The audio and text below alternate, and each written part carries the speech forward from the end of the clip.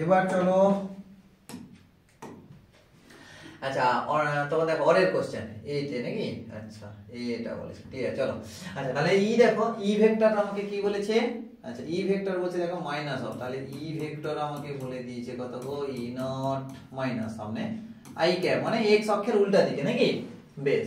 যেখানে ই নট হচ্ছে greater than 0, স্থির তড়িৎ ক্ষেত্রে ভরের স্থির তড়িৎ ক্ষেত্রে ভরের একটি ইলেকট্রন, তাই তো। আচ্ছা এম ভরের একটি হয়তো ইলেকট্রন হবে মেবি, হ্যাঁ এম ভরের একটি ইলেকট্রন ক্ষেত্রে এম ভরের একটি ইলেকট্রন বেগ দেখো V equal to V not I cap মানে এক্স অ্যাক্সিস বরাবর যাচ্ছে, ইলেকট্রিক ফিল্ডের উল্টা দিকে হবে, স্বাভাবিক কথা হবেই তো, দেখাচ্ছি। বেগ নিয়ে গতিশীল দেখাও যে ডি ব্রগলি তরঙ্গদৈর্ঘ্য হবে এইটা, ঠিক আছে। দেখো খুব সুন্দর কোশ্চেন, দেখো একটা ইলেকট্রন, ওকে ইলেকট্রন, তবে ইলেকট্রিক ফিল্ড কোন দিকে কাজ করছে, এই বরাবর মানে এক্স অক্ষের উল্টো দিকে, মানে এটাকে যদি আমি এক্স অক্ষ ধরি এটা হচ্ছে তো মাইনাস এক্স এক্স অ্যাক্সিস, তাহলে মাইনাস আই ক্যাপ। এবার দেখো ইলেকট্রনের উপরে ফোর্স কত কাজ করবে, এম ইকুয়াল টু কত হবে না মাইনাস ই ইনটু ই, কি না মাথায় রাখবে। কেন মাইনাস, চার্জ তো মাইনাস, ইলেকট্রনের নেগেটিভ চার্জ, তার মানে কত হবে ইলেকট্রিক ফিল্ড যেদিকে ফোর্স হচ্ছে উল্টা দিকে, কি না ফোর্স উল্টা দিকে মানে অ্যাক্সিলারেশন ওইদিকে, দ্যাট মিন্স ভেলোসিটি ওইদিকে হবে, বেশ। তাহলে ইলেকট্রন তাহলে কি হবে ভি ভেলোসিটিতে, আচ্ছা ক্যাপিটাল ভি তোমাকে বলে দিয়েছে, তাহলে সব ক্যাপিটাল ভি তে দাও, তাহলে ক্যাপিটাল ভি ভেলোসিটিতে সামনের দিকে মুভ করবে, দ্যাট মিন্স ফোর্সও কোন দিকে হবে, ইলেকট্রিক ফোর্সও হচ্ছে এই দিকে, দ্যাট মিন্স ত্বরণও কত, সাপোজ m ইনটু a অ্যাক্সিলারেশনে যাচ্ছে পার্টিকেল, যদি ভ্যালু বলি তাহলে ত্বরণে যদি মান বলি তাহলে এমনি যখন ভেক্টর বলছে তখন ডাইরেকশন দাও, না হলে যদি মান বলো তাহলে কত হবে ই ই বাই এম, আবার ইটা সমান কত ই নট বলে দিয়েছে, মানে তার ম্যাগনিটিউড কত ই নট, তো বেশ। তাহলে ত্বরণটা হচ্ছে এটা, তাহলে ত্বরণের ডাইরেকশন কোন দিকে হবে, এদিকেই হবে, ফোর্স যেদিকে সেদিকেই হচ্ছে ত্বরণ, তাহলে এটা তো কনস্ট্যান্ট। দেখো ইলেকট্রিক ফিল্ড তোমাকে নির্দিষ্ট ইলেকট্রিক ফিল্ড হচ্ছে স্থির ইলেকট্রিক ফিল্ড, মানে তোমার তোমার তড়িৎ ক্ষেত্র, এটা হচ্ছে ইলেকট্রন মানে ইলেকট্রনিক চার্জ, এটা হচ্ছে ইলেকট্রনের মাস, নাকি না, বেশ। তাহলে এটা হচ্ছে constant, a equal to obviously constant, বুঝতেই পারছো, তাহলে স্থির ত্বরণ নাকি। তাহলে ত্বরণ স্থির থাকলে এবার একটা কথা মাথায় রাখবে যে এখানে ভেলোসিটি কি সব সময় কনস্ট্যান্ট থাকবে না, ভেলোসিটি কিন্তু চেঞ্জ হবে, মাথায় রাখবে। এখানে ভেলোসিটি চেঞ্জ হবে, স্বাভাবিক কথা না, প্রথমে তুমি যে ভেলোসিটি যত ডিসটেন্স বাড়ছে তত স্বাভাবিক কথা ভেলোসিটিতে তখন কমবে অথবা বাড়বে, যাই হোক সেটা আমরা আসছি পরে। প্রথমে অ্যাক্সিলারেটেড হচ্ছে মানে বাড়বে, বুঝতেই পারছো, এইটাকে কি বললাম অ্যাক্সিলারেটেড হচ্ছে, ত্বরণ হচ্ছে। তাহলে এখানে দেখো একদম ক্লাস 11 এর একমাত্রিক গতির ফর্মুলা ক্লাস 9 থেকেও যদিও পড়ে আসছে, তাহলে আমরা কি জানি v equal to u plus at, হ্যাঁ কি না, বেশ। টি টাইম, আচ্ছা টি টাইম লাগছে, টি টাইমের মধ্যে তার চেঞ্জ হয়েছে, তাহলে v সমান, তাই তো। আচ্ছা v ধরবো না, কারণ ইনিশিয়ালটাকে তো v নট বলছি, ইনিশিয়ালটাকে v নট, তাহলে তুমি v প্রাইম ধরে নাও, তাহলে v প্রাইম সমান কত, মানে v equal to u plus at, that means v not plus acceleration into টি বসিয়ে দাও। আচ্ছা ভেরি গুড, আচ্ছা ভি নটটা তো ভি নটই থাক, ভি নটটা তো ভি নটই থাক, প্লাস এটা সমান কত না E E naught by M, M E অথবা এম যা পারো অসুবিধা নেই, এটা হচ্ছে টি, ক্লিয়ার। এটা তো ফর্মুলা তো নাকি, বেশ। এটা হচ্ছে ভি প্রাইম। তাহলে বলছে ডি ব্রগলি তরঙ্গ দৈর্ঘ্য নির্ণয় করো, নাকি ডি ব্রগলি তরঙ্গ দৈর্ঘ্য। চলো তাহলে কি লিখবো, আমরা জানি ডি ব্রগলি প্রকল্প থেকে, ডি ব্রগলি সরি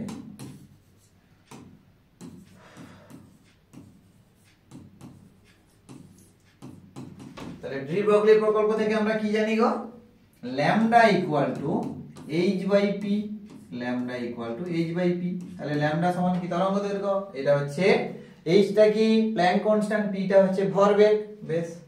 তাহলে চলে এসো,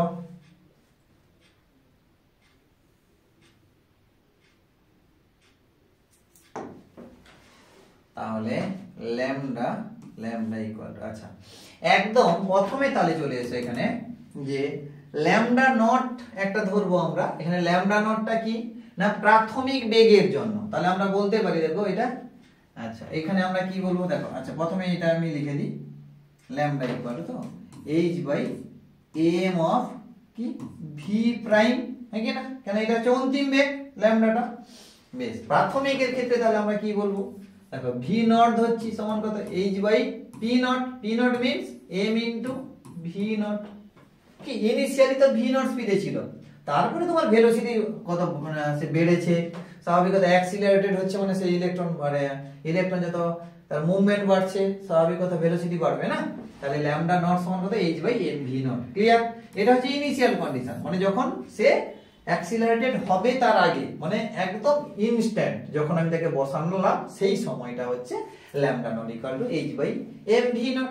ক্লিয়ার? চলো তো এখানে আমি দেখো ভ্যালু পুট করি, তাহলে কত বলতে এইচ বাই কত দেখো এম ইন্টু, আচ্ছা ভি প্রাইম কত হয়েছে, ব্র্যাকেট দাও, তাহলে ভি নট প্লাস আচ্ছা ই নট বাই কত গো এম ইন্টু টি।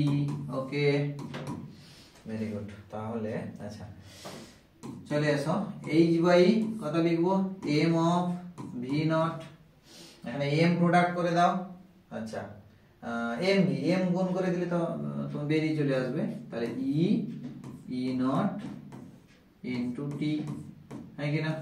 এইটা তো কেন এম তো কমন নিয়ে নিয়েছি, হ্যাঁ আরে সরি এম কে প্রোডাক্ট করে দিয়েছি, বাস এইটা।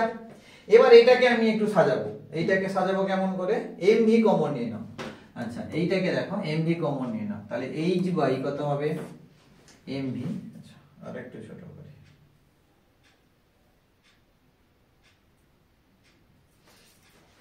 তাহলে কত এম ভি কমন নিয়ে নাও এখান থেকে, এম ভি নট কমন, তার মানে এটাকে বলতে পারি 1 প্লাস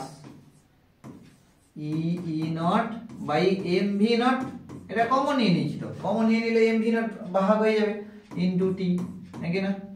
বাস, এটাকে থার্ড ব্র্যাকেট দিয়ে দাও। তাহলে আমরা দেখো H by M V naught, H by M V naught কে ল্যামডা নট বলতে পারি, বেশ চলে এসে হয়ে গেছে। তাহলে ল্যামডা নট বাই কত হবে 1 প্লাস কত গো E naught by M of V naught into T. Clear? বেশ, দেখো এইটাই তোমার বলেছে এই যে lambda equal to lambda naught 1 plus E naught M into T by V. Okay, এটা ভি নট হবে, ভি হবে না ভি নট হবে অবশ্যই, মানে ভি মানে হয়তো V equal to V naught, তোমরা জানোই তো V equal to V naught magnitude. Okay, বেশ, তাহলে দিস ইজ প্রুভড। সরি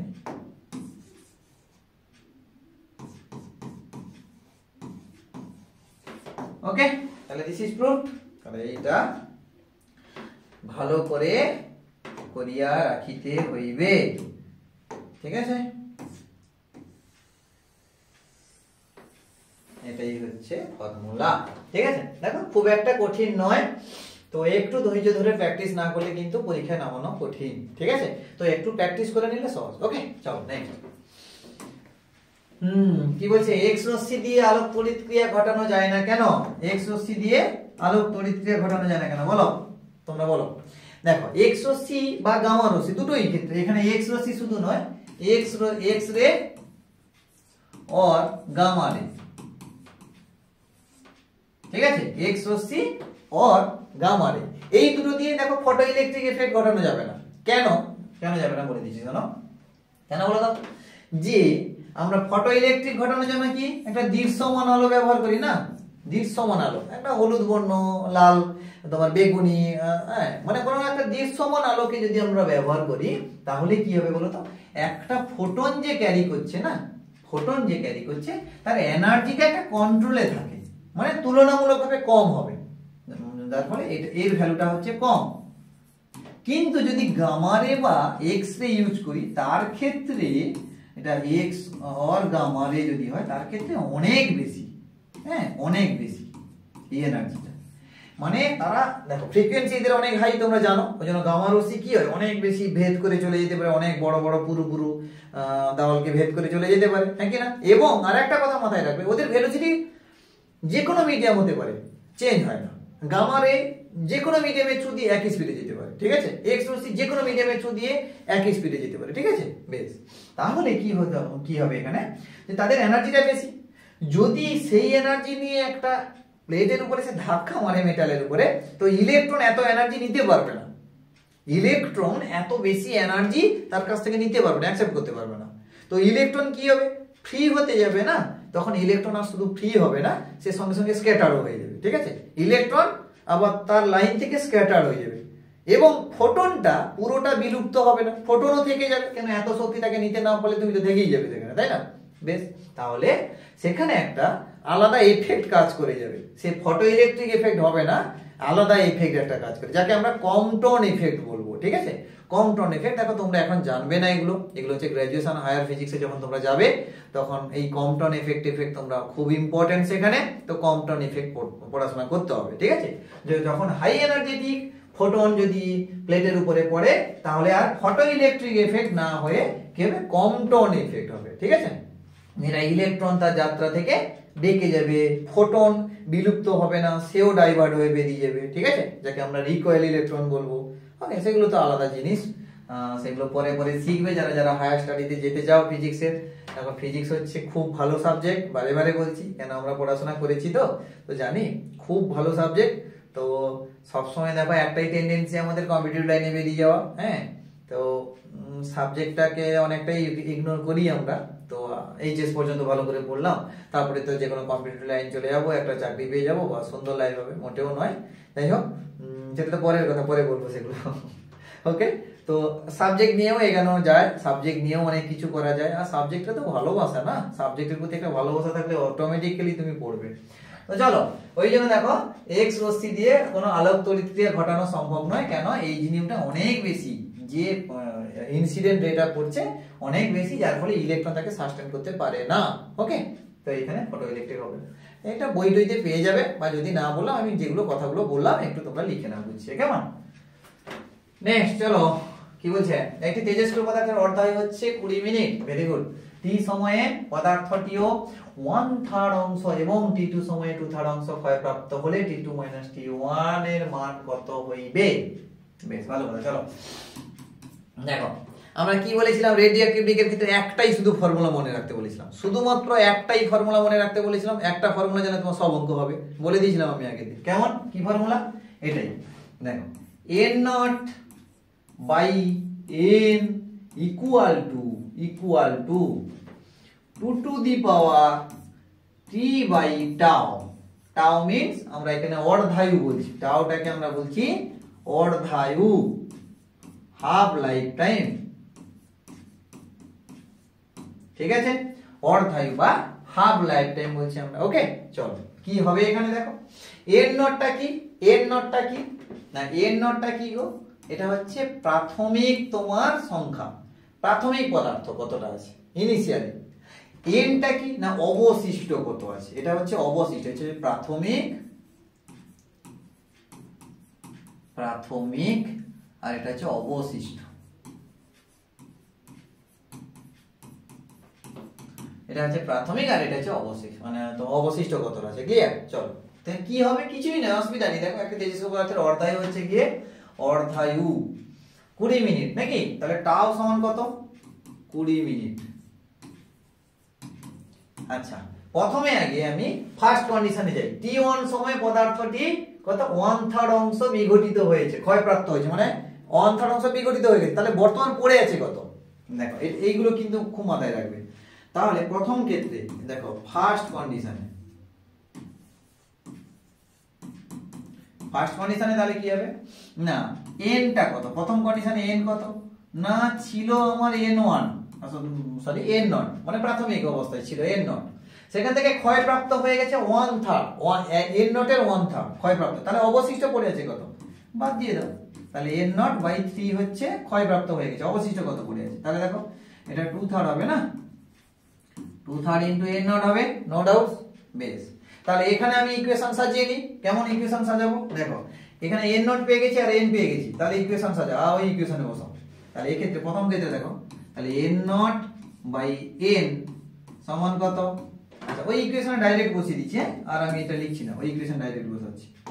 তাহলে প্রথমে দেখো n0/n এর মান কত পেলাম, 2/3 n0, তাহলে 3টা উপরে উঠে চলে যাবে, 2 মানে n0 কেটে যাবে, তাহলে 3/2 হবে, আসছি, তাহলে হবে কত, তাহলে 2 টু দি পাওয়ার, এখানে t1 ধরেছে দেখো, t1 সময়ে, তার মানে t1/tau t1 বাই টাও হবে, হ্যাঁ কি না? টাওটা হচ্ছে 20 মিনিট, পড়ে থাক, অসুবিধা নেই। তাহলে n0 কাটা, তাহলে উপরে হবে কত? এখানে হয়ে যাবে কত, যে 3/2 equal to 2 to the power t1 by 20 minute. Okay, পড়ে থাক। এইটাকে একটা ইকুয়েশন নাম্বার দিই, 1 নম্বর ইকুয়েশন। এটা প্রথম ক্ষেত্রে ইকুয়েশন, ব্যাস। এবার হচ্ছে সেকেন্ড কেসে এর ইকুয়েশনটা কত হবে সেটা আমাকে দেখতে হবে নাকি? এবার হচ্ছে সেকেন্ড কেস, দ্বিতীয় ক্ষেত্রে। তাহলে দ্বিতীয় ক্ষেত্রে n কত হবে না, ছিল আমার n0 প্রাথমিকভাবে ক্ষয়প্রাপ্ত হয়ে গেছে, কত? 2/3 অংশ ক্ষয় হয়ে গেছে। তাহলে n0 আচ্ছা 2/3 হবে, ক্ষয় হয়ে গেছে। তাহলে অবশিষ্ট আছে কত? এটা। তাহলে এটা হচ্ছে 1/3 হয়ে যাবে, 1/3 n0 পড়ে আছে অবশিষ্ট। তাহলে এর ক্ষেত্রে ইকুয়েশন সাজাও। তাহলে এর ক্ষেত্রে ইকুয়েশন সাজালে কত হবে না, দেখো n0 বাই n, nটা এখানে কত? 1/3 n0 সমান 2 টু দি পাওয়ার t2 হবে এখানে, আর বাই টাও, টাও মানে কত? 20 মিনিট, পড়ে থাক। তাহলে n0 কাটা, 3 উপরে উঠে চলে যাবে, তার মানে হবে কত? 3 ইকুয়াল টু কত গো? 2 to the power t2 by 20, okay, minute. বাস, এইটাকে 2 নম্বর ইকুয়েশন দাও, এটাকে 2 নম্বর সমীকরণ দাও, ক্লিয়ার? বেশ, এবার তুমি কি করবে? কি, আচ্ছা 2 নম্বরকে 1 নম্বর দিয়ে ভাগ করে দাও। আচ্ছা t2 t1, তো t2 t1, হ্যাঁ 2 নম্বর। তাহলে এবার চলে এসো, 2 ডিভাইডেড বাই 1, 2 নম্বর ইকুয়েশনকে 1 নম্বর ইকুয়েশন দিয়ে ভাগ করে দাও। তাহলে কত হবে? 3/3, দেখো 3/3/2, তার মানে 2 আলটিমেটলি উপরে উঠবে, তাহলে 2 হয়ে গেল, সমান এখানে কত হবে? আমি আর করছি না, দেখো ভাঙিয়ে করছি না, দেখো 3 কেটে যাবে, 2টা উপরে উঠে যাবে। নেক্সট এখানে দেখো, তাহলে এটা বাই এটা, তার মানে 2 to the power t2 by 20 by কত? t to the power t1 by 20, নাকি? বেশ, দেখো এই যখন উপরে উঠবে,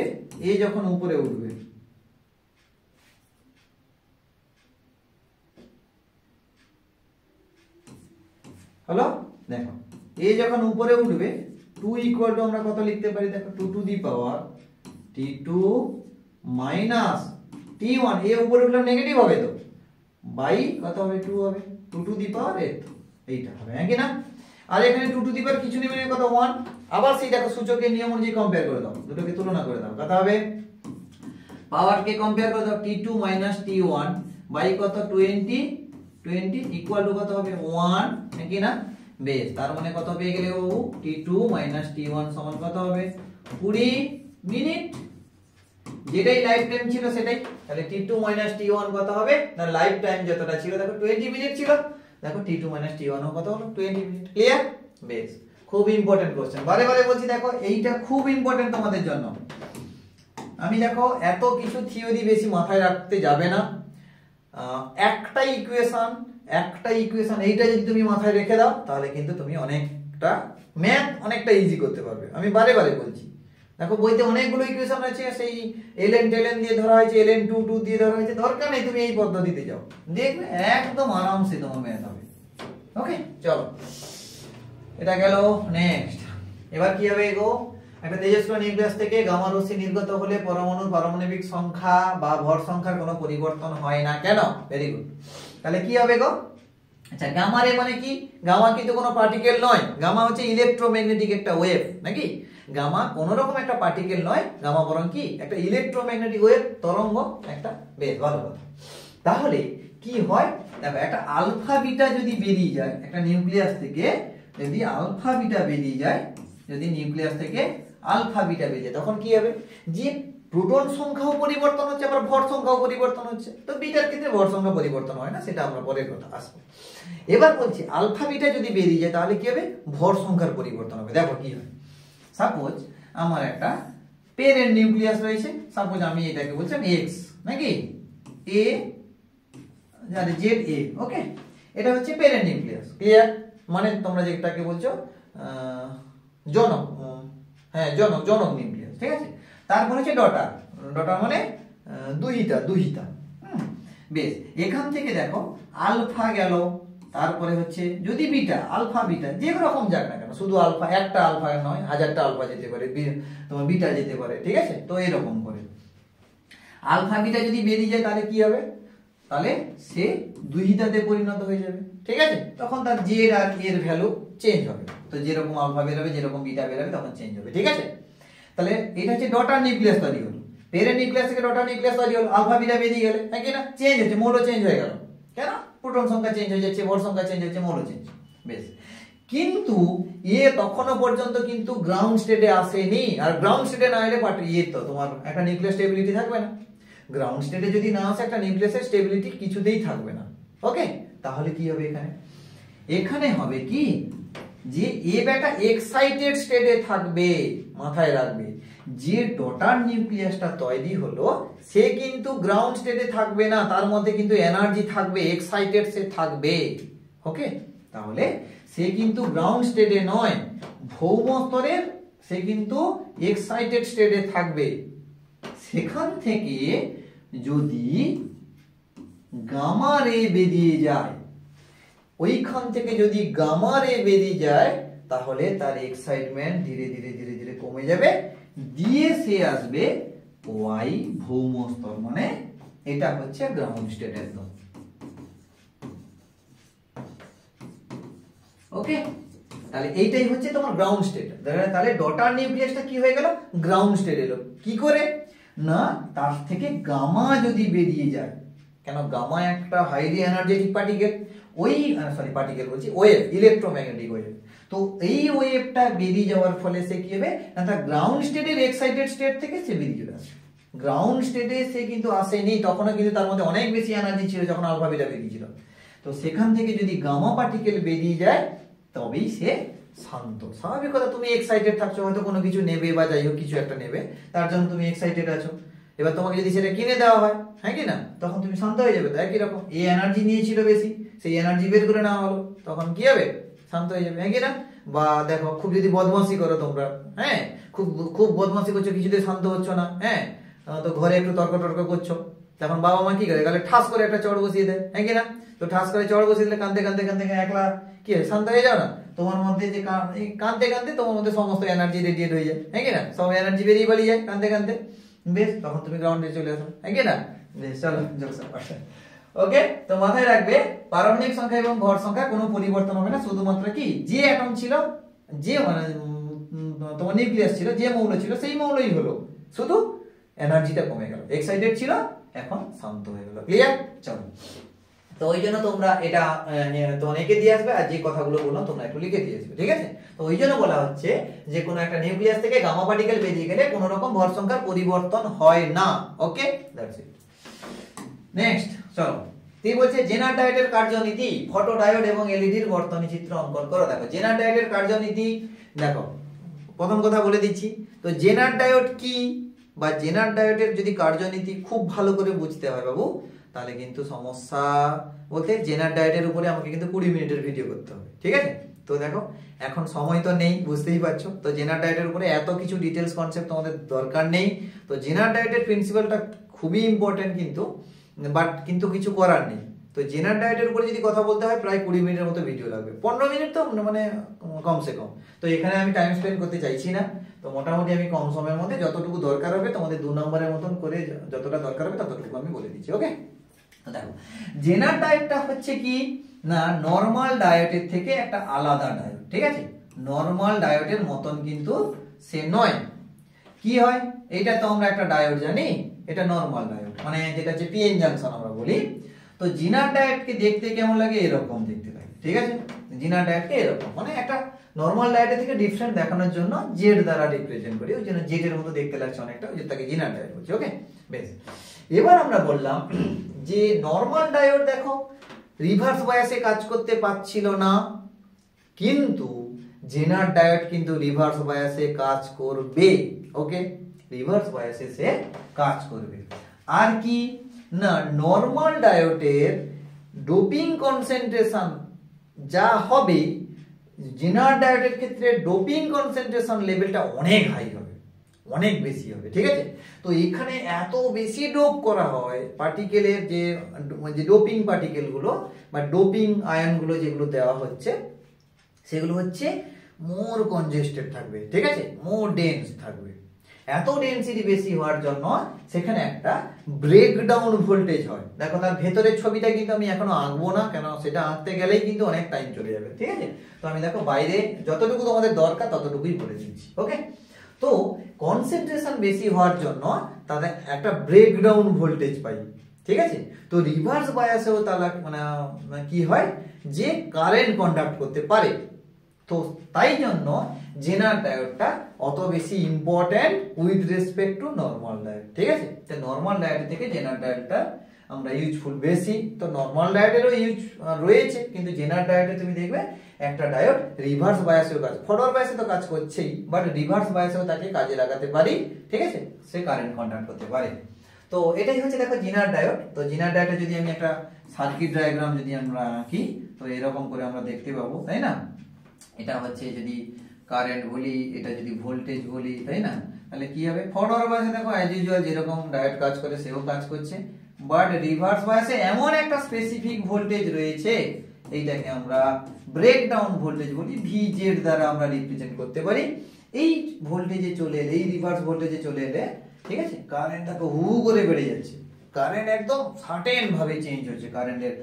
কিন্তু তার আগে পর্যন্ত কিন্তু কি হবে, কোন রকম কিন্তু কারেন্ট বাড়ছিল না। এমন একটা স্পেসিফিক ভোল্টেজ তুমি দাও নেগেটিভ ভোল্টেজের ফলে, কি হবে, মানে রিভার্স বায়াসের ফলে, তো কারেন্ট একটা ইনস্ট্যান্টে হিউজ অ্যামাউন্ট অফ কারেন্ট আমরা ক্যারি করতে পারি, মানে আমরা পেতে পারি জেনার ডায়োড থেকে, ঠিক আছে। তো এটা হচ্ছে তার গ্রাফ, এটা হচ্ছে তার সার্কিট ডায়াগ্রাম, ক্লিয়ার। তো জেনার ডায়োডটা কি হবে না, ফরওয়ার্ড বায়াসেও কাজ করতে পারে, ঠিক আছে। তার কনসেন্ট্রেশন বেশি হওয়ার জন্য তোমরা বলবে যে কনসেন্ট্রেশন বেশি হওয়ার জন্য তাকে রিভার্স বায়াসেও যদি আমরা লাগিয়ে দিই, ঠিক আছে, তো ওটা ইলেকট্রিক ফিল্ডে আসবে, পোটেনশিয়াল ডিফারেন্সের জন্য ভেতরে কনসেপ্ট রয়েছে। তো তোমরা বলবে যে ব্রেকডাউন একটা হয়ে যায়, মানে আমরা কি জানি, একটা ডায়োডকে রিভার্স বায়াসে লাগালে কি হয়, তার নিষিদ্ধ অঞ্চল পরপর বেড়ে যায় না। তো এখানে ওই নিষিদ্ধ অঞ্চলকে ওভারকাম করে, ঠিক আছে, ব্রেকডাউন হয়ে যাচ্ছে, ঠিক আছে। তো ইলেকট্রন বা হোল একে অপরের রিকম্বাইন হচ্ছে, তাই তো, রিকম্বিনেশন হচ্ছে, তারা একে অপরের কাছাকাছি চলে আসতে পারছে। তো তাই জন্য আমরা এটাকে এখানে বলছি কি, জেনার ডায়োড, ক্লিয়ার। এইটাকে আমরা বলছি জেনার ডায়োড, ক্লিয়ার। চলো, এটাই হচ্ছে তার জেনার ডায়োডের ওয়ার্কিং প্রিন্সিপাল, যেটা বললাম অতটুকুই লিখে দিয়ে আসবে, খুব একটা বেশি লিখতে যেও না, ঠিক আছে। নেক্সট, আচ্ছা কি বলেছে, ফটোডায়োড এবং এলইডি এর বর্তনী চিত্র, একদম ইজি। দেখো ফটোডায়োডের বর্তনী চিত্র কি, ফটোডায়োডকে কি বলি আমরা, এটা একটা নরমাল ডায়োড তো নাকি। ফটোডায়োড মানে কি, ডায়োডের উপরে কারেন্ট ফেলবো, কারেন্ট পাবো সেখান থেকে, সরি লাইট ফেলবো দিয়ে কারেন্ট পাবো, তাকে আমরা ফটোডায়োড বলি। মানে ফোটন পড়বে, ফোটন মানে কি, লাইট পড়ছে একটা ডায়োডের উপরে, সেখান থেকে কারেন্ট পাচ্ছে নাকি। বেশ, দেখো এইরকম ভাবে যদি আমরা লাইট ফেলি একটা ডায়োডের উপরে, তখন কি হবে, এ কারেন্ট কন্ডাক্ট করতে পারবে রিভার্স বায়াসে, মাথায় রাখবে এটা হচ্ছে রিভার্স বায়াসে কাজ করে।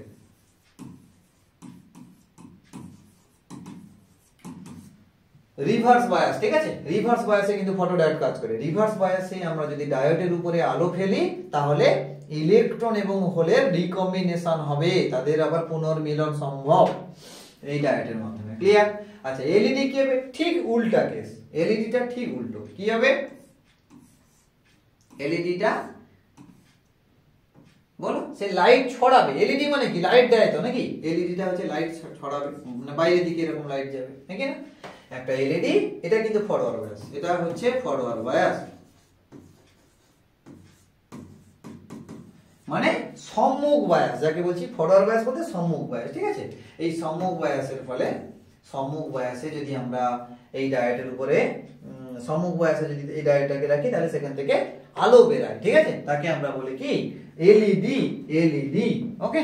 ওইটাকে আমরা বলছি এলইডি, আর এটা হচ্ছে ফটোডায়োড। এই দেখো বর্তনী চিত্র, শুধু এইটুকুই আঁকবে, যতটুকু বলেছে ততটুকুই আঁকবে, টাইম সেভ তোমাকে করতে হবে, না হলে তুমি কিন্তু সমস্যায় পড়ে যাবে, ঠিক আছে। চলো নেক্সট,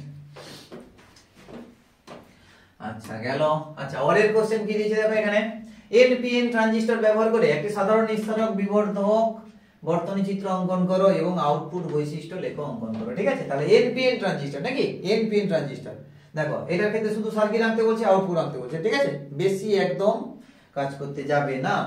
দেখো চলে এসো, একটা এনপিএন ট্রানজিস্টর, আমরা কি জানি এনপিএন ট্রানজিস্টরের ফলে এনপিএন ট্রানজিস্টর কি হয় দেখো, আমি এখানে মানে তোমার ছবিটা এঁকে দিচ্ছি।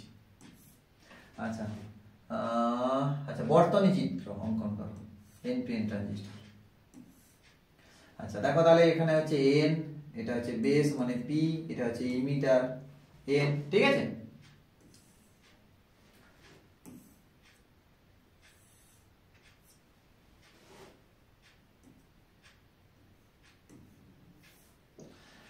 আচ্ছা প্রথমে ইনপুট বায়াসটা কি থাকে, ফরওয়ার্ড বায়াসে রাখবো আমরা ইনপুটটাকে। তাহলে এটা পি তে, তো পি তে ফরওয়ার্ড বায়াস দিতে গেলে প্লাস দিতে হয়, তাই তো। আর এটা হচ্ছে ইমিটার, ইমিটারে কি দেব মাইনাস। এটা হচ্ছে ই ইমিটার, এটাকে বলছি কালেক্টর, আর এটাকে বলছি বেস, ঠিক আছে। ইমিটার বেস কালেক্টর, ওকে। তাহলে প্লাস মাইনাস, এটাকে বলছি ভিবিবি, বলছি input biasing voltage, ভিবিবি input biasing voltage, clear, বেশ। আর এটা হচ্ছে অবভিয়াসলি কমন ইমিটার মোড, বলে দিয়েছে, হ্যাঁ বলে দিয়েছে কমন ইমিটার মোড, ঠিক আছে। ইমিটারকে ওই জন্য কমন রেখেছি। তো ম্যাক্সিমাম দেখো কমন ইমিটার মোডটাই আমরা ইউজ করব, ঠিক আছে। ম্যাক্সিমাম ক্ষেত্রে আমরা কমন ইমিটারটাই ইউজ করব, ওকে। তাহলে চলো এখানে তুমি চলে এসো। এখন তুমি একটা রেজিস্ট্যান্স দিতে পারো, নাও দিতে কোনো অসুবিধা নেই। এখানে রিভার্স বায়াস, পি তে রিভার্স বায়াস দেবো, সরি এন এ রিভার্স বায়াস দেবো। এন এ তো ইলেকট্রনের কনসেন্ট্রেশন বেশি, তাহলে রিভার্স বায়াস মানে তাহলে পজিটিভ দিয়েছি। তাহলে এখানে আবার তোমার দুটো ব্যাটারি দিতে পারো, অসুবিধা নেই দিয়ে, ঠিক আছে। দেখো ইমিটার যেহেতু নিচে আছে ওই জন্য তাকে আমরা কি বলছি কমন ইমিটার। তো এটা এবার এনপিএন তুমি বুঝবে কি করে, তাহলে ডাইরেকশন তোমাকে দিতে হবে নাকি। তাহলে এখানে ডাইরেকশন কি দেবে, চলে এসো। ইমিটারের দিকে ডাইরেকশন কারেন্ট ফ্লো করছে, ঠিক আছে, মাথায় রাখবে এই ডাইরেকশনটা হচ্ছে এনপিএন। আর যদি উল্টা দিকে হয় তাহলে কিন্তু পিএনপি হয়ে যাবে, মাথায় রাখবে, হ্যাঁ বেশ। তাহলে গেল এই বরাবর, তাহলে আইবি পাবো, এই বরাবর তাহলে কত হবে ইলেকট্রন, এটা প্লাস তো এটা মাইনাস, ইলেকট্রন এদিকে ছুটবে, তার মানে কারেন্টের ডাইরেকশন কোনটা, এইদিকে আইসি, হ্যাঁ কি না। আইসি ঢুকছে, আইবি ঢুকবে, দুটো অ্যাড হয়ে আইসি তে চলে যাবে। তাহলে এই বরাবর তাহলে কত হবে আইসি, আরে সরি আইই, ওকে গুড। আবার এই দুই প্রান্তের পোটেনশিয়াল ডিফারেন্সকে আমরা কি বলছি V BE, base to emitter voltage, okay. আর এর রেসপেক্টে এই ভোল্টেজটাকে আমরা কি বলছি VCE, collector to emitter voltage. এইটাকে বলছি আউটপুট ভোল্টেজ, এইটাকে বলছি ইনপুট ভোল্টেজ। আচ্ছা এইটাকে ভিসিসি বলে রাখবো, এটা বলা হয়নি, ভিসিসি। এই দুটো কিন্তু বায়াসিং ভোল্টেজ, মাথায় রাখবে।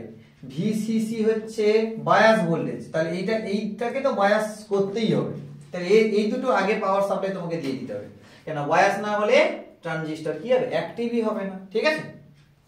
আর তারপরে এটা হচ্ছে আউটপুট ভোল্টেজ, এটা হচ্ছে ইনপুট ভোল্টেজ। তোমরা একটু লিখে নাও, হ্যাঁ আমি লিখছি না। এটা হচ্ছে আউটপুট ভোল্টেজ, এটা হচ্ছে ইনপুট ভোল্টেজ মানে তোমার বেস টু ইমিটার।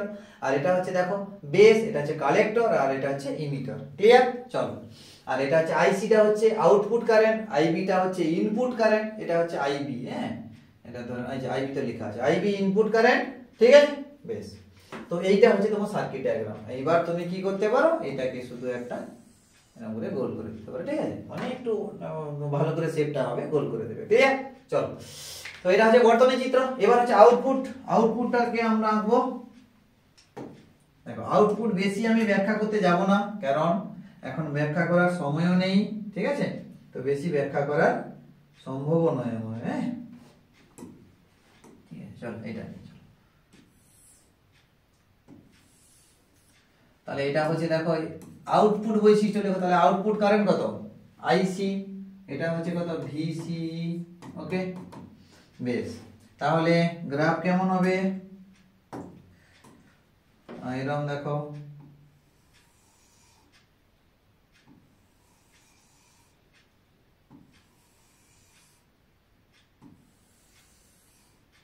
ঠিক আছে। দেখো এইরকম আমি দেখো চারটা নিয়েছি, তুমি পাঁচটা টাচটা নিতে পারো, কোনো অসুবিধা নেই, ঠিক আছে। চলো তাহলে কি কনস্ট্যান্ট থাকবে গো আইবি, এটা হচ্ছে IB equal to suppose 0 micro ampere লিখে দাও। পরপর যত বাড়ছে তাহলে 10 মাইক্রো অ্যাম্পিয়ার, কেন আইবিটা সবসময় ছোট হয় না, 20 মাইক্রো অ্যাম্পিয়ার, 30 মাইক্রো অ্যাম্পিয়ার, ওকে। চলো তাহলে এটা হচ্ছে কি আউটপুট ভোল্টেজ, ওকে, আউটপুট ভোল্টেজ, এবং এটা হচ্ছে তোমার আউটপুট কারেন্ট, তাদের হচ্ছে গ্রাফ এটা। আর এটা দেখো পরপর পরপর বাড়ছিল, এবার দেখো স্যাচুরেট হয়ে যাচ্ছে, তাই তো। এই রিজিয়ন গুলোকে আমরা কি বলবো, এটাকে আমরা দেখো আগের দিন বলে দিয়েছিলাম আমি গ্রাফ করে, ঠিক আছে। তোমরা দেখো এটা তোমরা একটু লিখে রাখবে, কাট অফ রিজিয়ন, আচ্ছা লিখে দিচ্ছি আমি, এটা হচ্ছে কাট অফ, এটা হচ্ছে কাট অফ রিজিয়ন, আর এটা হচ্ছে অ্যাক্টিভ রিজিয়ন মানে সক্রিয় অঞ্চল, আর এটা হচ্ছে স্যাচুরেশন। এই যে রিজিয়নটা হচ্ছে স্যাচুরেশন রিজিয়ন, ঠিক আছে। কেন, কারেন্টটা দেখো প্রথম বাড়ছিল দিয়ে স্যাচুরেট হয়ে গেছে, ক্লিয়ার। এটা তোমার 0.2 না 0.7 দেবেন, বিভিন্ন জনের ক্ষেত্রে বিভিন্ন হতে পারে, ঠিক আছে। তো বিভিন্ন এনপিএন ট্রানজিস্টরের ক্ষেত্রে বিভিন্ন রকম হতে পারে, ক্লিয়ার। তো এটা হচ্ছে আউটপুট আর এটা হচ্ছে ইনপুট লেখছি, আরে সরি আউটপুট। তো লেখচিত্র যেটা হচ্ছে তোমার আউটপুট ভোল্টেজ, এটা হচ্ছে ইনপুট ভোল্টেজ। দেখো এই সব নেচার কি রকম হয়, তো পুরো একদম কোর ফিজিক্সে ঢুকতে হবে, মানে ট্রানজিস্টরের খুব ভালো করে কনসেপ্ট না জানলে এগুলো ব্যাখ্যা করা যাবে না। তো আপাতত তোমরা এইরকমই করে রাখো, ঠিক আছে। কেন ট্রানজিস্টর যদি ভেতরের প্রিন্সিপাল বোঝাতে যাই তাহলে পাক্কা 30 মিনিট লাগবে, কমসে কম 30 মিনিট তো মানে আমাকে দিতেই হবে, ওকে। তো চলো বর্তনী চিত্র অঙ্কন করে এবং আউটপুট বুঝি, ঠিক আছে। তাহলে এটা হচ্ছে বর্তনী চিত্র আর এটা হচ্ছে আউটপুট, ক্লিয়ার। চলো নেক্সট। আচ্ছা, ট্রানজিস্টরে আলফা বিটার মধ্যে সম্পর্ক প্রতিষ্ঠা করো। দেখো এটা আমরা জানি প্রত্যেকে, আর এটা দিয়ে অনেক ম্যাথও করে এসেছি। তাহলে প্রথমে বিটা সমান কি বলতে পারি, আইসি বাই আইবি আমরা বলতে পারি, মানে বা চেঞ্জ আইসির পরিবর্তন, আইবির পরিবর্তন, এটাও আমরা বলতে পারি চেঞ্জ, অথবা তোমরা এটা, ওকে বেশ। আর আলফা সমান আমরা কি জানি, IC by IE collector to emitter, that means আমরা বলতে পারি তাহলে কত, ডেল্টা আইসি এটাও বলতে পারি, বাই ডেল্টা আই এটাও আমরা বলতে পারি, ওকে গুড। আচ্ছা, এবার দেখো এদের মধ্যে সম্পর্ক। আবার দেখো একটু আগে আমরা জেনে এসেছি যে collector current plus base current দুটো অ্যাড হয়ে কি হয়, দেখো আগের ফিগারে কি বললাম, দেখো কালেক্টর কারেন্ট ঢুকছে, বেস কারেন্ট ঢুকছে, দুটো কারেন্ট কি যোগ হয়ে ইমিটারে চলে যাচ্ছে না, হ্যাঁ। তার মানে কি হচ্ছে যে দুটোর অ্যাড তাহলে কত হচ্ছে, আইসি প্লাস আইবি সমান আমরা বলতে পারি আইই, কি না, বেশ। তাহলে বি তে চলে এসো, বিটাতে, তাহলে কত হচ্ছে আইসি, আইসি আচ্ছা beta equal to IC by IB. তো তাহলে আইবি টাকে আমরা কি বলতে পারি, আইবি টাকে দেখো কি লিখতে পারি, আইই আইই বাই কত হবে, সরি মাইনাস আইসি, আইসি আমরা লিখতে পারি, তো নাকি না। তাহলে আমরা কি লিখতে পারি বলো, আইবি টাকে আইই মাইনাস আইসি লিখতে পারি, এই যে এখান থেকে, বেশ। তার মানে আচ্ছা, তাহলে বোথ সাইডে তুমি কি করো, আইই দিয়ে ভাগ করো, বোথ সাইডে আইই দিয়ে ভাগ করো। তাহলে দেখো আইসি বাই আইই মানে লব এবং হরে, বোথ সাইড নয় সরি লব এবং হরে, তাহলে IE by IE minus IC by IE, ব্যাস ভালো কথা। তাহলে কত হবে, দেখো আইসি বাই আইই কত, আলফা, এটা তো জানি আলফা, বাই তাহলে কত হচ্ছে এটা 1 মাইনাস আলফা, হ্যাঁ কি না, 1 মাইনাস আলফা, এটা হচ্ছে তাহলে কত বিটা। তাহলে আমরা বলতে পারি কত গো, beta equal to alpha by 1 minus alpha, beta equal to কত হলো, alpha by 1 minus alpha, clear. বেশ, এটা হচ্ছে তাদের মধ্যে সম্পর্ক, ঠিক আছে। This is the relation between alpha and beta, clear, মাথায় রাখবে। চলো চলো নেক্সট। নেক্সট কি বলছে দেখো এখানে, বলছে নর গেট ব্যবহার করে কিভাবে এন্ড গেট তৈরি করবে দেখি, ন্যান্ড গেটের শর্ত সারণী, তাই তো। চলো আচ্ছা, নর গেট ইউজ করে কিভাবে এন্ড গেট ব্যবহার করবে, চলো দেখো। আচ্ছা, নর গেট মানে কি গো, নর, নর মানে নট আর অর প্লাস নট, ওকে। তার মানে কত হবে, দেখতে কেমন লাগে সার্কিটটাকে, আরে গেটটাকে এরকম নাকি, দুটো input A B, two input, এটা হচ্ছে আউটপুট, হ্যাঁ কি না, বেশ। এটা হচ্ছে তোমার নর গেট। এবার নর গেট থেকে তোমাকে দেখতে হবে এন্ড গেটে যেতে হবে, ঠিক আছে। তো চলো, এন্ড গেটের প্রিন্সিপাল সবাই জানি, a ইনটু b জানি নাকি, ঠিক আছে। চলো এটাকে কমন করে দাও, এটা দুটো ইনপুটকে কমন করে দিয়েছি, একটাই করে দিয়েছি, ওকে বাস গেল। আচ্ছা, এটাও তাহলে আমরা কি করছি, দুটো ইনপুটটাকে কমন করে দিলাম, দিয়ে একটা ইনপুট করে দিচ্ছি, এটাকে বি বলছি, তাই তো। আচ্ছা চলো তাহলে এখানে কত করলো, এখানে হচ্ছে এ বার করলো, এটা হচ্ছে বি বার করলো। ক্লিয়ার? এবার এই দুটো ইনপুটকে আবার একটা তুমি শুধুমাত্র তো NAND গেট ইউজ করতে হবে, আর তো কোনো গেট ইউজ করতে তুমি পারবেই না। তাহলে এখানে কত বেরাবে, ওয়াই। ওয়াই সমান তাহলে কত হবে এখানে, দেখো এখানে কত হচ্ছে এ বার প্লাস বি বার, তার আবার হোল বার হবে, এটা তো নর। দেখো এ বার বি বার তো দুটো অ্যাড হলো অর এর জন্য, আর নর জন্য উপরে আবার একটা বার হয়ে যাবে, বাস। তাহলে বুলিয়ান অ্যালজেব্রা কি বলে, ডি মর্গান থিওরি। তাহলে এ বার ডট বি বার, তার মানে বার হলে তাহলে কত হবে, এ বি হয়ে যাবে, হ্যাঁ কি না? এটাই তো অ্যান্ড গেট, এটাই তো তোমার অ্যান্ড গেটের তোমার আউটপুট নাকি, এটাই তো তোমার অ্যান্ড গেট। ক্লিয়ার? তাহলে দেখো নর থেকে আমরা তাহলে তিনটা নর গেট ইউজ করে এইভাবে আমরা কি পাবো, অ্যান্ড গেট পাবো, মানে আমরা পেতে পারি। ক্লিয়ার? অ্যান্ড গেট পেতে পারি। ক্লিয়ার? চলো, ও এইটাই শুধু আঁকবে, এটাও আঁকার দরকার নেই, এটা আঁকবে তোমাদের শুধু জেনে রাখার জন্য আমি প্রথমটা আঁকলাম এটা। নেক্সট, এবার চলে এসো কি বলছে, NAND গেটের সত্য সারণ, তাই তো? NAND গেট, দেখো NAND গেট কি জিনিস, আচ্ছা এটা বি তে চলে আসি। NAND, NAND, তাহলে NAND গেট দেখো যে নট প্লাস এন্ড নাকি, নট প্লাস এন্ড করলে NAND পাই আমরা প্রত্যেকেই জানি। দেখো NAND গেটের আমার দেখতে কেমন লাগে, এরকম টু ইনপুট, এটা NAND নাকি না, এটা এ, এটা বি, এটা হচ্ছে ওয়াই নাকি। ওয়াই সমান তাহলে কত হবে না, এ ডট বি মাথার উপরে বার হবে, হ্যাঁ কি না? বেশ, তাহলে এ বি অর তোমার হচ্ছে এন্ড গেটে জানো কথা, এ বি হতো, আর নট মানে উপরে তোমার এই করা আছে, তাহলে ট্রুথ টেবিল চলে আসো। তাহলে এ, আচ্ছা আমি নিচ্ছি না, এ বি ট্রুথ টেবিল তোমরা উপরে লিখবে, ট্রুথ টেবিল এরকম বলে, আর ওয়াই সমান তাহলে কত হচ্ছে, এ ডট বি বার হয়ে যাবে, নাকি না? বেশ, চলো কি হবে নাকি, NAND। আচ্ছা, তার মানে প্রথমে 0 0 0 0 যদি হয় তাহলে কত, 0 হয়েছে তাহলে কত হবে, 1 হয়ে যাবে। তাহলে 0 1 0 1 এ কত হতো, 0 হতো, নাকি না? 1 0 করলে কত, 0 হতো, কিন্তু মাথার উপরে বার আছে, কত হয়ে যাবে, 1। তাহলে 1 0 1 0 তাহলে কি হবে, 1 ইনটু 0 মানে কত, 0, মাথার উপরে আছে বার, তাহলে 1 হচ্ছে। তাহলে 1 1 এর জন্য তাহলে কি হবে, 1 1 এর জন্য 1 1 1 হতো, বার আছে মাথায়, 0 হয়ে যাবে, নাকি না? This is the truth table of NAND gate. This is the truth table of NAND gate. এটা হচ্ছে তার সত্য সারণী। ক্লিয়ার? তাহলে সত্য সারণী হচ্ছে NAND গেটের, এটা 0 0 তে 1, 0 1 এ 1, 1 0 তে 1, 1 1 এ 0। ক্লিয়ার? চলো, এগুলো ইজি, দেখো তাড়াতাড়ি হবে, অসুবিধা নেই। আচ্ছা, এবার দেখো এর অরে কি করছে দিয়েছে, দেখো দুটি ডায়োড দিয়ে কিভাবে অ্যান্ড গেট তৈরি করা যায় তার বর্তনী চিত্র অঙ্কন করে ওর কার্যনীতি বুঝিয়ে দাও, ঠিক আছে, বা বুঝিয়ে লিখো, তাই তো? আচ্ছা, পজিটিভ লজিক বলতে কি বোঝানো? আচ্ছা, প্রথমে তো আমরা চলে আসি এ তে, নাকি? কি বলছে, কি মানে তোমার দুটো ডায়োড ইউজ করে আমরা কি করব, যে অ্যান্ড গেট কে ব্যাখ্যা করতে বলছে। ইজি, চলো দেখো প্রথমে দুটো ডায়োড আঁকো আগে। সাপোজ এইখানে দুটো ডায়োড এঁকে ফেলো।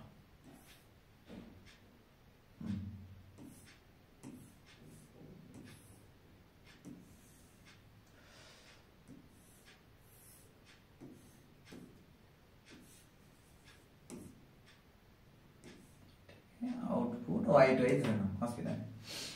এইখানে পজিটিভ ভোল্টেজ দিয়ে দাও,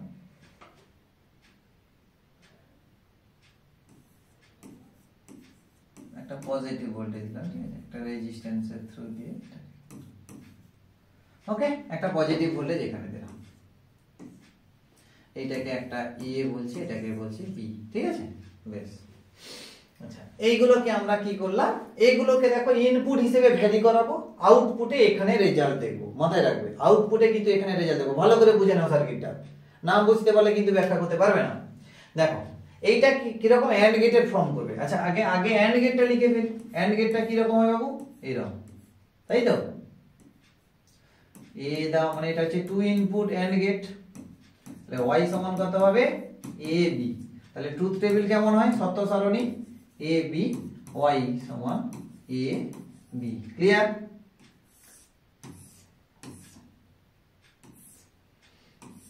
ওকে। আচ্ছা কি হবে প্রথমে দেখো 0 0 তে কত হয় বাবু 0 হবে, 1 0 তে বা 0 1 এ 0 হয়, 1 0 তে 0 হবে, 1 1 এ কি হয় 1, তাই তো শুধুমাত্র 1 1 এ কি হবে 0 হয়ে যাবে, আরে সরি 1 হবে, ঠিক আছে। চলো কেমন হয় আমি একটু ব্যাখ্যা করি দেখো এবার। আচ্ছা এখানে দেখো পজিটিভ ভোল্টেজ দিলাম, পজিটিভ ভোল্টেজ মাথায় রাখবে। এখানে হচ্ছে দেখো প্রথমে আমি দেখো 0 0 দিয়েছি, এখানে 0 ভোল্টেজ, এখানে 0 ভোল্টেজ, মাথায় রাখবে। এখানে কিন্তু 0 ভোল্টেজ, এখানে 0 ভোল্টেজ, ক্লিয়ার? বেশ, কি হবে এখানে দেখো, এখানে তো ডায়োড পি, এটা তো পি, এটা তো পি তোমার নাকি, তাহলে পি তে দেখো পজিটিভ ভোল্টেজ পড়ছে, আর এন এ দেখো 0 ভোল্টেজ পড়ছে, মানে কি ফরওয়ার্ড বায়াস, হ্যাঁ কি না? ফরওয়ার্ড বায়াস তো মাথায় রাখবে। ফরওয়ার্ড বায়াস যদি হয় তখন কি হবে, এরা ফরওয়ার্ড বায়াস হলে এর মধ্যে দিয়ে কারেন্ট যাবে, কোনো অসুবিধা নেই, হ্যাঁ কি না? এখানে দেখো প্লাস ভোল্টেজ, মাথায় রাখবে, এখানে প্লাস ভোল্টেজ, এখানে হচ্ছে মাইনাস ভোল্টেজ 0, ঠিক এর ক্ষেত্রেও ঠিক একই, সেই প্লাসটা তো এখানে ক্যারি হচ্ছে, এখানে প্লাস এখানে মাইনাস, মানে কত মাইনাস বলতে 0, মানে লো ভোল্টেজ, এটা হাই ভোল্টেজ, তাহলে এই কারেন্টকে যেতে অ্যালাউ করবে, হ্যাঁ কি না? এবার মাথায় রাখবে কারেন্ট কিছুক্ষণ চলার পর কি হয় না, হাই ভোল্টেজ পরপর কমে যেতে থাকে, লো ভোল্টেজ পরপর লো ভোল্টেজের দিকে যাচ্ছে তো নাকি, এখানে তো আমি তো 0 0 দিয়ে রেখেছি, তো হাই ভোল্টেজ থেকে যখন লো ভোল্টেজ দিকে কারেন্ট কন্ডাক্ট করবে, দিয়ে একটা সময় কি হবে, এ বেটা 0 হয়ে যাবে, হ্যাঁ কি না? তখন এই ভোল্টেজটা কি হবে 0 হয়ে যাবে। তো দেখো আমার বলছি এই কারেন্টকে অ্যালাউ করলো, তো কারেন্ট তো এদিকে চলে গেল, তো আমরা কি বলছি কিছুক্ষণ পরে তো এর ভোল্টেজ সমান, এতে এখানে 0 তো দিয়ে রেখেছি আমি, অলরেডি আমি 0 দিয়েছি, মানে একে আমি বাড়তে দেবো না, মানে একে আমি বাড়তে দেবো না এর মতন করে, তো একে কমে যেতে হবে, হ্যাঁ কি না? তার মানে এখানেও 0 ভোল্টেজ, তাহলে কথা হবে কিছুক্ষণ পর এখানেও 0 ভোল্টেজ হয়ে যাবে, তাহলে আউটপুট আমাকে কত শো করাবে, 0ই শো করাবে। কেন? এখানে যা ভোল্টেজ হবে এখানে তা ভোল্টেজ হবে, এখানে ওই ভোল্টেজটাই আমাকে শো করাবে, এস অন্য, ক্লিয়ার? তার মানে তো এখানে প্রথমে দেখো ফরওয়ার্ড বায়াস, পি তে প্লাস পেলো, এটাতে 0 দিয়ে রেখেছি, হ্যাঁ কি না? তখন এটা হচ্ছে কি কারেন্ট কন্ডাক্ট করছে, মানে তখন ওপেন সরি তখন ক্লোজ লুপ, মানে শর্ট সার্কিটের মতন বিহেভ করছে, কারেন্ট শুদ্ধ চলে যাচ্ছে, হ্যাঁ কি না? বেশ, মানে 0 রেজিস্ট্যান্সের মতো ফর্ম করছে, তো কারেন্ট চলে গেল, কারেন্ট চলে যেতে তাহলে কি হবে, এখানে 0 ভোল্টেজ, তো এখানেও 0 ভোল্টেজ হলো, তো আউটপুটে 0 ভোল্টেজ শো করালো, ঠিক আছে। নেক্সট দেখো এ তে 0, বি তে 1, দেখো এ তে 0 লিখেছি, সেই 0ই তে আছে, বি তে দেখো 1 করে দিয়েছি, মানে কি হাই ভোল্টেজ করছি, তাহলে এখানেও প্লাস হয়ে গেল, এখানেও প্লাস, তাহলে এ কারেন্ট কন্ডাক্ট করবে না, এ বেটা কারেন্টই কন্ডাক্ট করবে না, কেন রিভার্স বায়াসে পড়ে গেছে, তো রিভার্স বায়াসে চলে এলে স্বাভাবিকত একটা ডায়োড কাজ করে না, তার মধ্যে দিয়ে কারেন্ট যায় না। তো প্রথমটা দেখো তখনও পর্যন্ত ফরওয়ার্ড বায়াস আছে, কারণ 0 প্লাস তখন কারেন্ট আবার কন্ডাক্ট করবে, এ তখন অ্যাক্টিভ, মাথায় রাখবে এ তখন অ্যাক্টিভ, তাহলে অ্যাক্টিভ হলে সেই একই ঘটনা হবে, এখানে ভোল্টেজ সেই আবার 0 করে দিবে এই ভোল্টেজটাকে, তো এই ভোল্টেজটা 0 মানে এই ভোল্টেজটা 0, দ্যাট মিন্স এখানেও 0 ভোল্টেজ পাবো, yes or no, clear? Next আবার দেখো কি করব, তো এখানে 0 করছি, এখানে 1 করছি, সেই একই ঘটনা হবে, তখন এ কারেন্টকে অ্যালাউ করছে, এখানে 0 মানে প্লাস, আরে সরি মাইনাস, এখানে প্লাস, তখন এ অ্যালাউ করছে, কিন্তু এ তখন বন্ধ হয়ে যাচ্ছে নাকি, এ তখন তো রিভার্স বায়াস হচ্ছে না, এ তখন বন্ধ হয়ে যাচ্ছে, তো কারেন্ট কন্ডাক্ট করার জন্য এ বেটা কি হচ্ছে না ফরওয়ার্ড বায়াস, এ রিভার্স বায়াস, আবার সেই দেখো কারেন্ট কন্ডাক্ট করলে এই ভোল্টেজটা এখানে চলে আসবে, 0 হয়ে যাবে, তো 0 হয়ে যাওয়ার জন্য এও 0 শো করাবে, হ্যাঁ কি না? যখন দুটোই 1 1, এও 1 বিও 1, মানে লাস্ট কন্ডিশনটা যখন দুটোই 1 1 দেখো, তখন কি হবে এ বেটা 1 এ বেটা 1, তখন এখানে প্লাস মানে হাই ভোল্টেজ, এখানে হাই ভোল্টেজ, এখানেও হাই ভোল্টেজ, এখানেও হাই ভোল্টেজ, এখানে হাই ভোল্টেজ, তখন কারেন্ট কি কন্ডাক্ট করবে, করবে না, তো দুটোই ফরওয়ার্ড সরি দুটোই রিভার্স বায়াস, দুটোই রিভার্স বায়াসের জন্য কোনো কারেন্টই যাবে না, কারেন্ট না গেলে দেখো এই যে প্লাস ভোল্টেজটা এখানে পড়ছিল মানে হাই ভোল্টেজটা, তো এখানে শো করাবে, কেন সেটা যাচ্ছে না, লো ভোল্টেজের দিকে তো কারেন্টটা যাচ্ছে না, তার মানে হাই ভোল্টেজটা হাই ভোল্টেজই থেকে যাবে এখানে, তার মানে যা প্লাস দিচ্ছিলাম ওই প্লাস ভোল্টেজই হলো, দ্যাট মিন্স 1 হয়ে গেল, তো লাস্ট কন্ডিশনটা কি হবে 1 হয়ে যাবে, 1 1 যখন দিচ্ছ তখন দুটোই হচ্ছে রিভার্স বায়াস, দ্যাট মিন্স কোনো কারেন্ট কন্ডাক্ট করবে না, দ্যাট মিন্স আউটপুট হচ্ছে 1, ওকে ক্লিয়ার? দেখো অনেকটা ইজি ভাবে তোমাকে বোঝানোর চেষ্টা করলাম, ঠিক আছে, তো ভালো করে একটু বুঝে রাখো। কারণ এগুলো হচ্ছে পিওরলি কনসেপচুয়াল, এগুলো যদি না পারো তাহলে কিন্তু সমস্যা পড়ে যাবে। ওকে চলো, আচ্ছা নেক্সট বি তে কি বলেছে দেখো, পজিটিভ লজিক গেট বলতে, পজিটিভ লজিক বলতে কি বুঝি, তাই তো? পজিটিভ লজিক বলতে আমরা কি বুঝি? পজিটিভ লজিক কিছুই নয়, দেখো সহজ একদম। তো পজিটিভ লজিকটা হলো কি না, পজিটিভ লজিকটা হচ্ছে দেখো প্লাস লজিক, যেটা আমরা বলছি পজিটিভ লজিক। পজিটিভ লজিক কি হচ্ছে না, যদি প্রথমে দেখো 0 থেকে নাও, 0 থেকে 0.5 ভোল্টকে আমরা যদি 0 দ্বারা কাউন্ট করি, মানে লো, দেখো আমরা কি জানি বাইনারি নাম্বার কি দুটো ডিজিট বোঝে, 0 আর 1, 0 1 ছাড়া বাইনারি বোঝেই না। তার মানে আমি যদি 0 থেকে 0.5 ভোল্টকে এটাকে লো ধরি, মানে মিনিমাম ধরি, ঠিক আছে? এইটাকে আমরা 0 ধরছি, মিনিমাম ভোল্টেজটাকে আমরা 0 দ্বারা ডিনোট করছি। এবং তোমার 4 থেকে তাহলে 4 থেকে 5 ভোল্টকে, মানে হাই ভোল্টেজ, এটা বুঝতেই পারছো, একে আমরা যদি 1 দ্বারা চিহ্নিত করি, 0 থেকে 0.5 ভোল্টেজকে আমরা যদি 0 দ্বারা চিহ্নিত করি, আবার 4 থেকে 5 ভোল্টেজকে আমরা যদি 1 দ্বারা চিহ্নিত, মানে হাই ভোল্টেজকে যদি 1 দ্বারা চিহ্নিত করি, তাহলে তাকে আমরা বলবো পজিটিভ লজিক, ঠিক আছে? মানে লো কে লোই বলছি, মানে 0 বলছি, 0 মানে লো। আবার এক্ষেত্রে ভোল্টেজ হলো, আবার এখানে ভোল্টেজ 4 থেকে 5 ভোল্টেজ মানে হাই ভোল্টেজ, দ্যাট মিন্স তাকে আমরা 1 দ্বারা যদি ডিনোট করি, তখন তাকে বলছি পজিটিভ লজিক। ওকে, পজিটিভ লজিক হলো। আচ্ছা, তোমাকে এখানে বলছে কি পজিটিভ লজিক বলে দিয়েছে, তার মানে এটা। যদি তোমাকে নেগেটিভ বলতো তাহলে কিন্তু উল্টা ধরতাম। যদি এখানে নেগেটিভ লজিক বলতাম, সাপোজ নেগেটিভ লজিক কি, নেগেটিভ লজিক না, নেগেটিভ লজিকের ক্ষেত্রে উল্টা হবে। তাহলে এই যে 0 থেকে 0.5 ভোল্টেজ ধরছি, তাকে ধরবো এখানে 1, মানে উল্টাটা ধরবো আর কি, মানে লো ভোল্টেজকে ধরবো 1 আর হাই ভোল্টেজকে ধরবো 0, ঠিক আছে? তাহলে এইটাকে ধরবো 4 থেকে 5 ভোল্টেজ, মানে হাই ভোল্টেজটাকে ধরবো 0। ক্লিয়ার? তাহলে পজিটিভ লজিক এবং নেগেটিভ লজিক বোঝা গেল। তাহলে লো ভোল্টেজকে 0 দ্বারা ডিনোট করব এবং হাই ভোল্টেজকে আমরা কি করব, 1 দ্বারা ডিনোট করব। ক্লিয়ার? তো দেখো মোটামুটি এটা বোঝা গেছে আশা করছি, ঠিক আছে? তো চলো এই পর্যন্ত দেখো তোমাদের ফুল পেপার সলিউশন, ঠিক আছে? আশা করছি তোমরা খুব গুরুত্ব সহকারে দেখবে, ঠিক আছে? দেখো অনেক নতুন নতুন কোশ্চেন, বুঝতেই পারছো খুব ইম্পর্টেন্ট কিছু কোশ্চেন আলোচনা করা হলো। তো এগুলো অতি অবশ্যই দেখবে। বারে বারে বলছি, যারা এভারেজ স্কোর করতে চাও বা যারা মোটামুটি ভালো স্কোর করতে চাও, মডার্ন ফিজিক্সকে আন্ডার এস্টিমেট একদম করবে না, কেন 21 মার্কস বারে বারে বলছি। ক্লিয়ার? ঠিক আছে? তো চলো, থ্যাংক ইউ এভরিওয়ান। তো এই পর্যন্ত মোটামুটি তোমাদের ফুল পেপার সলিউশন হলো। ক্লিয়ার? তো চলো নেক্সট ভিডিওতে আমরা আসছি আবার মডার্ন ফিজিক্স নিয়ে, আর অপটিক্সটা যত তাড়াতাড়ি পাচ্ছি আমি দেওয়ার চেষ্টা করছি ভিডিওটা। ক্লিয়ার? তো দেখো ভিডিওটা যদি ভালো লেগে থাকে অতি অবশ্যই লাইক করো, কমেন্ট করো, ঠিক আছে? তো আর যারা যারা চ্যানেলে নতুন, চ্যানেলটিকে অবশ্যই সাবস্ক্রাইব করে রেখো, ঠিক আছে? তো টাটা, চলো নেক্সট ভিডিও দেখাবে।